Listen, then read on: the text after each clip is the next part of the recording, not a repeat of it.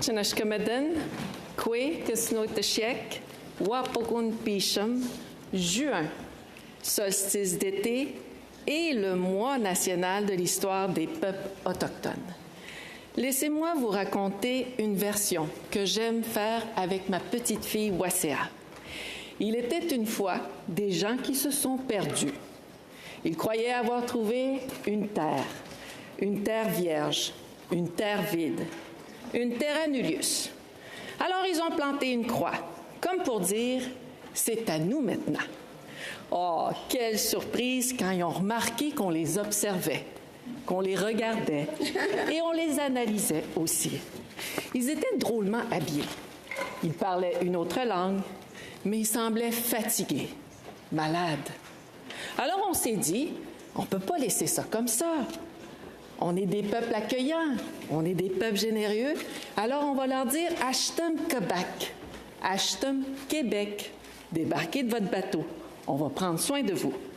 On va vous partager nos récits, nos savoirs, notre culture et notre science. On va vous montrer comment vivre dans ce grand territoire. Et ensuite, l'histoire a basculé. Un autre chemin s'est imposé, un chemin qu'on n'a pas choisi, un chemin marqué par le déracinement et les tentatives d'effacement.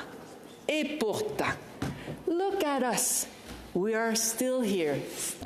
Voyez, nous sommes encore ici aujourd'hui, debout, fiers, et tout en suivant un processus de guérison et d'affirmation. Nous honorons nos cultures, nos histoires, et nous nous assurons que nos langues autochtones continuent de vivre. Riches, et elles sont toujours vivantes. On écrit notre avenir, on vous raconte notre passé. Mais aujourd'hui, on rentre par la grande porte, dans les universités, les laboratoires, les entreprises et même les espaces décisionnels. Wow! Et c'est aussi parce qu'on le fait pour toi, Wasea, pour la terre-mère, la communauté, la famille, les enfants et surtout l'humanité. Et oui, nous sommes encore ces ingénieurs, ces historiens, ces artistes et ces leaders. Mais j'aimerais terminer aussi avec une autre vraie histoire. Le petit train de Sept-Îles à Schefferville. Mon petit train. Il y avait un wagon jusqu'en 1989 qui était réservé pour les sauvages et le reste, c'était pour les Blancs. C'était ça le jargon de l'époque. C'est le même petit train où je suis quasiment venue au monde.